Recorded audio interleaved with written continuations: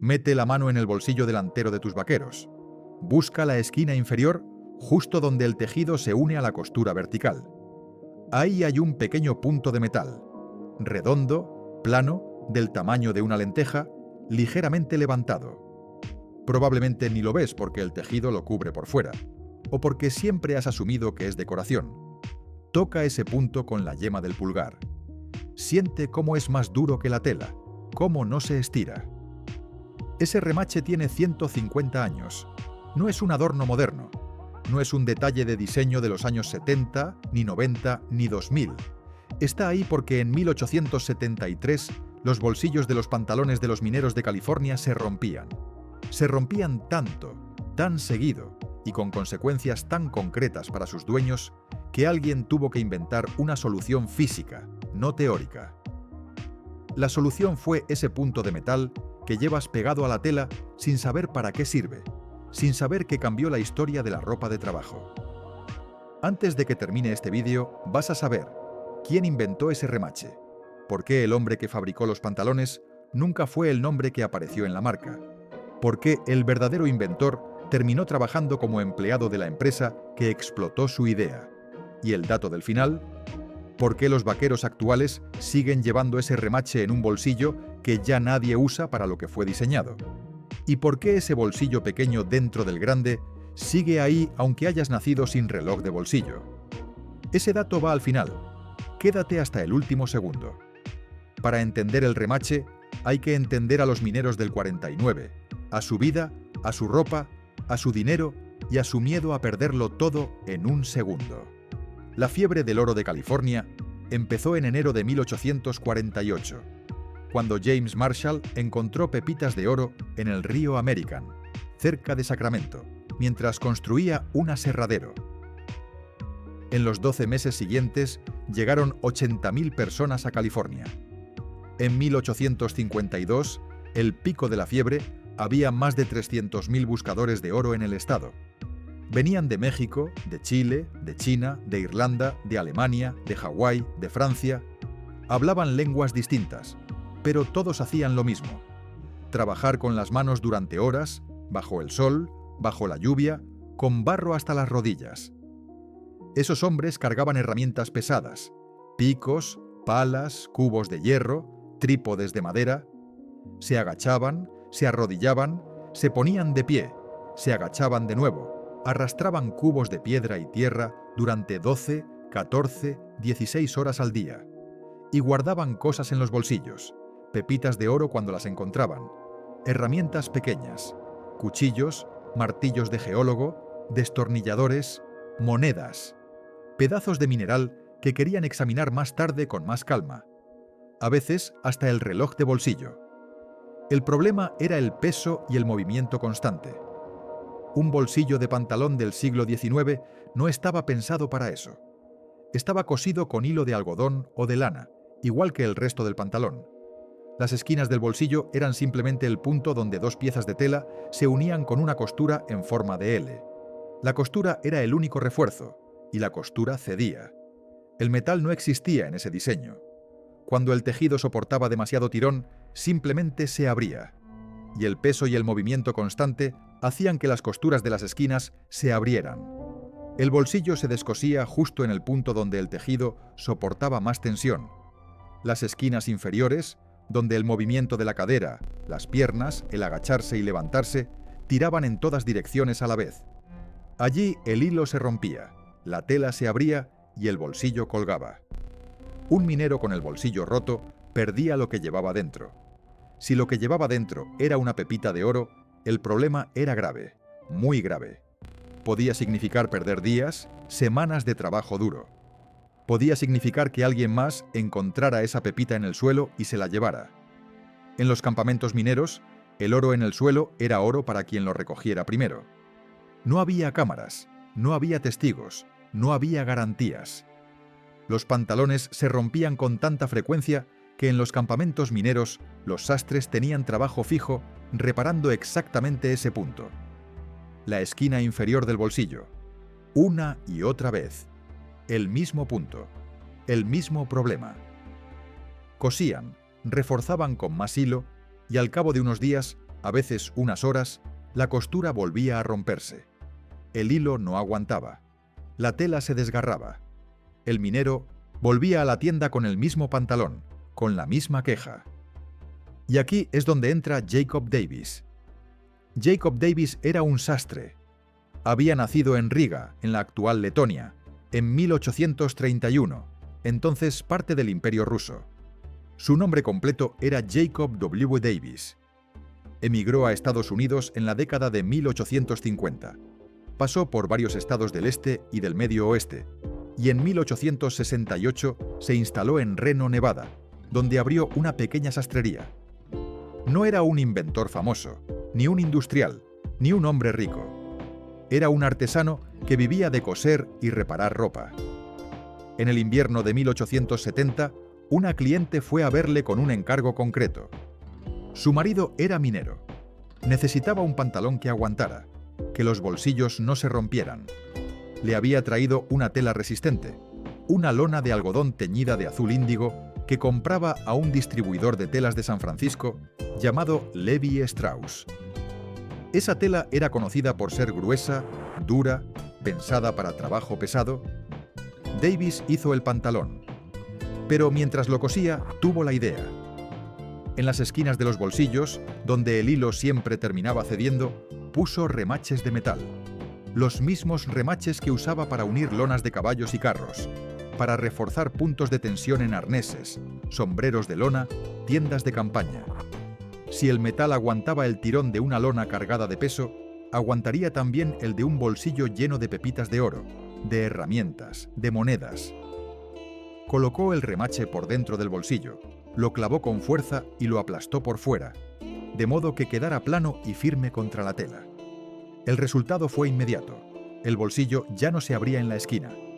La tensión se distribuía en el metal, no en el hilo. El pantalón aguantó. El minero volvió, contento. Otros mineros preguntaron dónde había comprado ese pantalón. Davis empezó a hacer más. En los meses siguientes, fabricó 200 pares de pantalones con remaches. Todos se vendieron. Davis sabía que tenía algo valioso, pero también sabía que si no lo patentaba rápido, cualquiera podía copiarle la idea y él no vería un centavo. En aquella época, si alguien más empezaba a hacer pantalones remachados, nadie podría detenerle.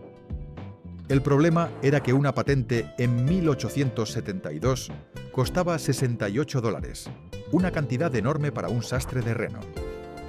Jacob Davis no tenía $68, entonces escribió una carta.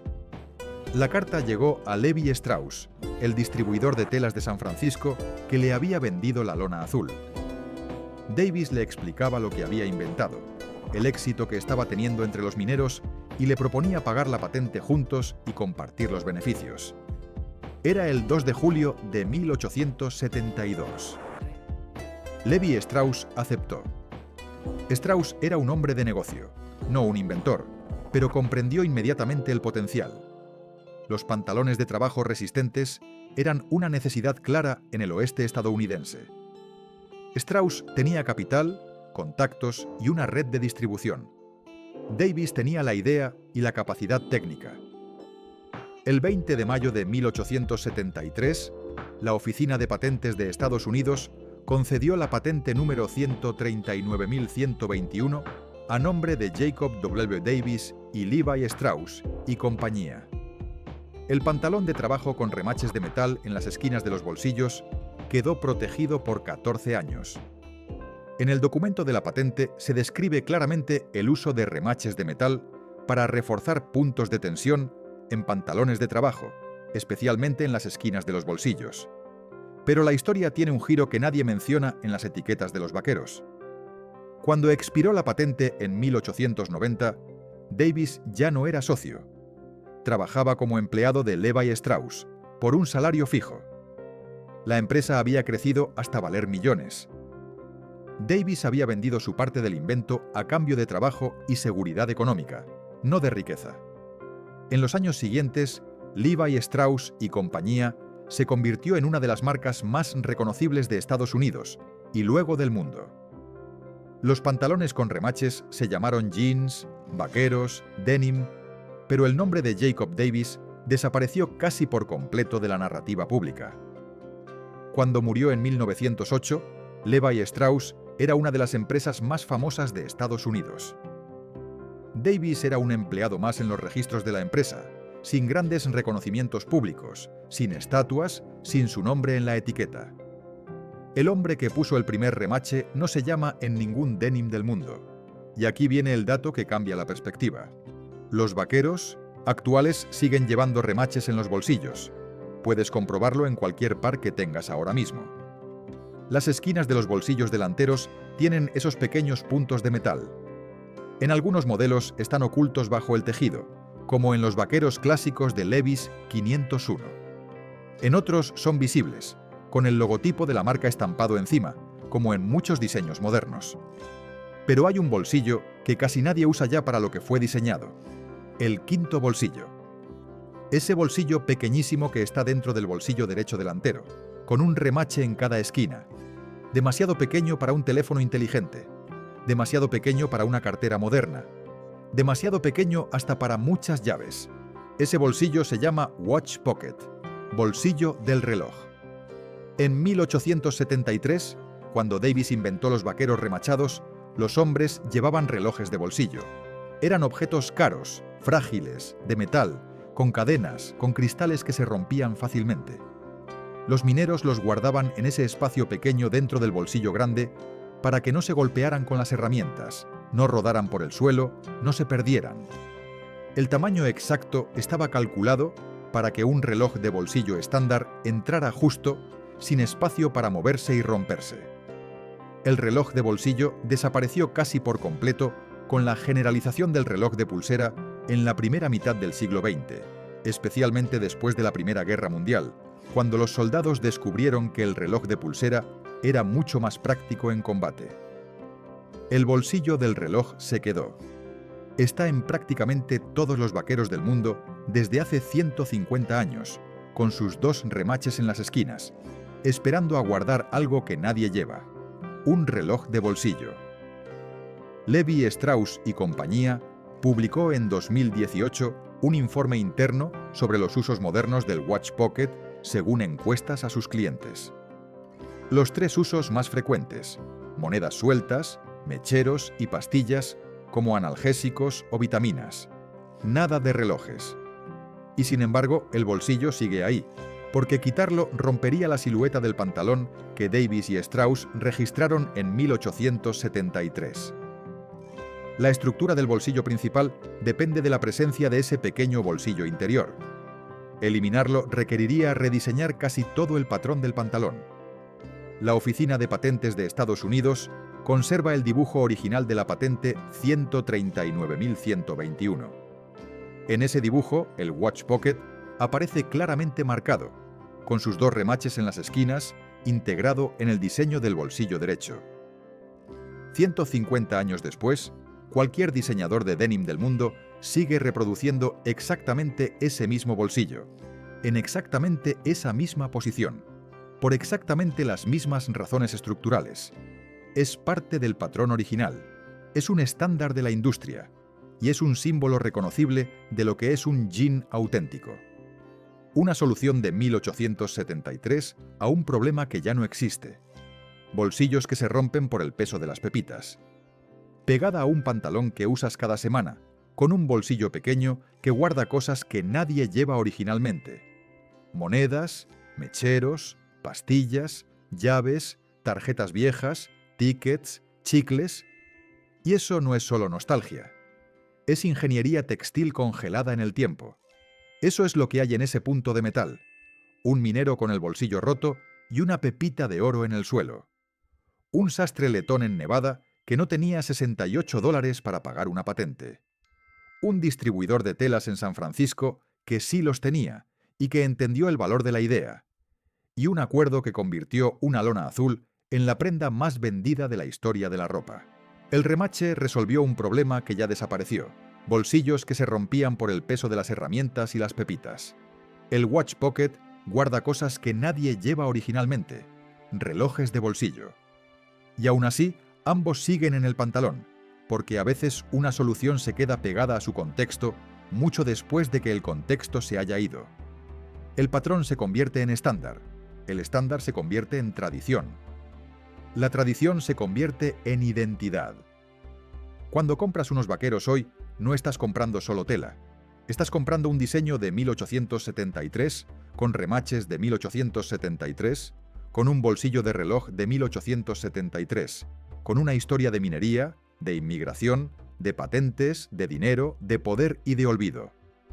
Estás comprando la materialización de un problema que ya no existe, pero cuya solución sigue siendo útil, aunque sea de otra forma. Los remaches ya no evitan que pierdas oro en un campamento minero, pero sí evitan que se rompan los bolsillos cuando cargas llaves, teléfono, monedas, herramientas modernas. El Watch Pocket ya no guarda relojes de bolsillo, pero sí guarda monedas sueltas, llaves pequeñas, tarjetas de transporte, tickets, chicles, pastillas. La función cambió, pero la forma se quedó. Eso es lo que hace que un diseño dure 150 años. No es la perfección, es la adaptabilidad. Si quieres más historias como esta, donde algo que usas todos los días tiene una razón oculta que nadie te cuenta, suscríbete a Dato Escondido. Activa la campanita para no perderte el próximo vídeo. En próximos vídeos veremos algo que haces todos los días sin pensar: bostezar. Los médicos llevan 2 siglos sin ponerse de acuerdo sobre por qué ocurre.